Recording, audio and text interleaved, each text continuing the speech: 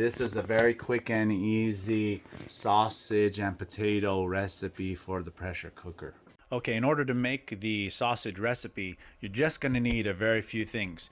You need a bag of mini potatoes, any frozen vegetables. This one is a Southwest blend, but any blend, even a single one, will work. And then anything tomato based. You could use a spaghetti sauce. You can use crushed tomato. You could use tomato sauce. Tomato paste is what I use in the video that's not shown.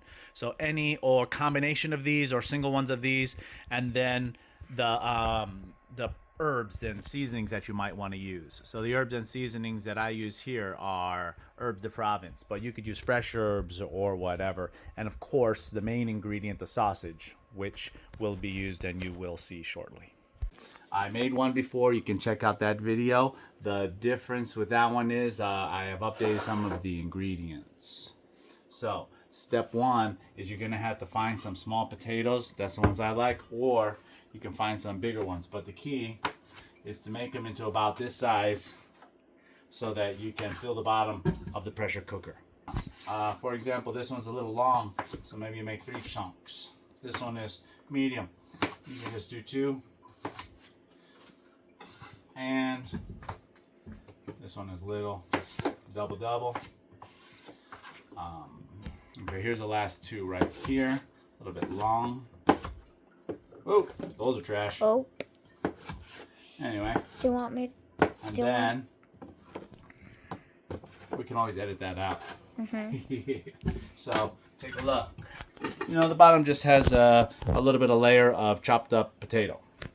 The next, and probably the most crucial spot, is I get about 8 sausages from Howard's. I get the North Country German smoked sausage. So these are already smoked and ready to eat. These are what gives the meal its flavor. You could use other sausage. You could use andouille. You could use whatever. I recommend a smoked sausage though, because it's already cooked and you can just eat pieces. Can I have a piece? Thank you. Right? So good. So cut them into coin. Whoa. About the size of a coin. And then this will be the next layer. Right, so this is 4 of them. That's a lot. You forgot a piece. Yikes, go back there. No, these are to eat. This one is okay. And I got 4 more. Those are for eating. Also, the dog loves them. So. You're probably gonna give him one. So next, after this, you just add whatever other flavors and you're basically done. So hit. Okay. The next thing, I happen to have just some frozen veggies. Whichever ones you like is the ones you put in.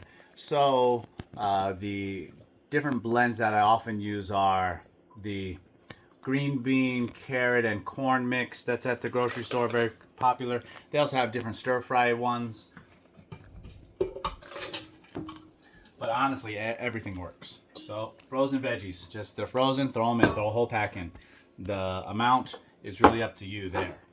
And the next thing is crushed tomato. This is where the updated recipe comes from, because in the past, at this point, I used to put a jar of spaghetti sauce because it imparts a lot of flavor. However, the jar of spaghetti sauce has diced tomatoes in it. And one of the people in my family doesn't like diced tomatoes. So this gives the flavor without the texture. And you can just pour this right in on top. So it's potato followed by tomato. Potato, sausage, then veggie, then crushed tomato.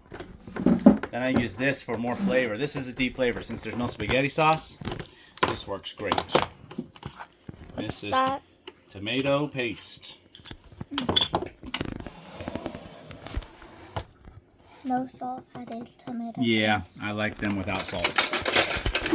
So this one just adds a little bit deeper flavor. Oh, that's for the dog.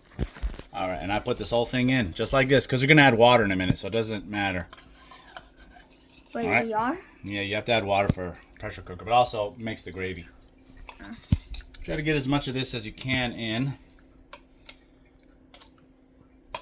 To be honest, tomato paste lives up to its name.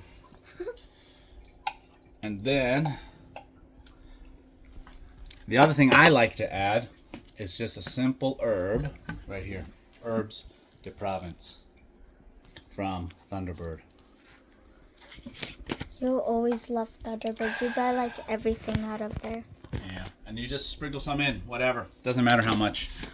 I like it. It has great flavor. Then, to finish off this meal, maybe fill this one up about twice with water. Pause. Go.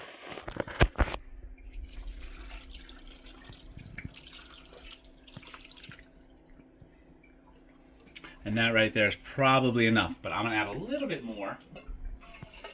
Maybe 1.5 cans. Okay. And then after that, just get everything under the water. See that sauce? So everything is basically a little bit wet.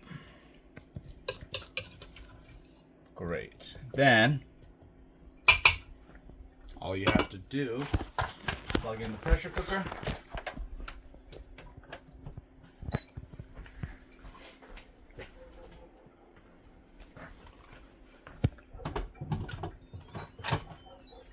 And set it to, every pressure cooker has a little bit different settings. So if you click pressure cooker, I click pressure cook, and today we're going to try a 10-minute cook time because I've done 15.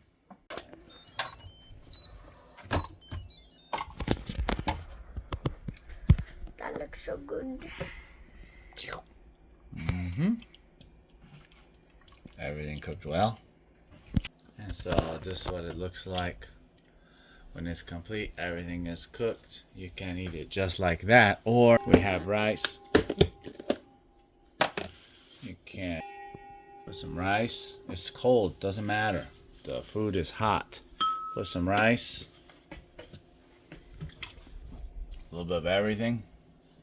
Heats it right up. I guess. Probably because it's hot. That Boom. low-key looks good.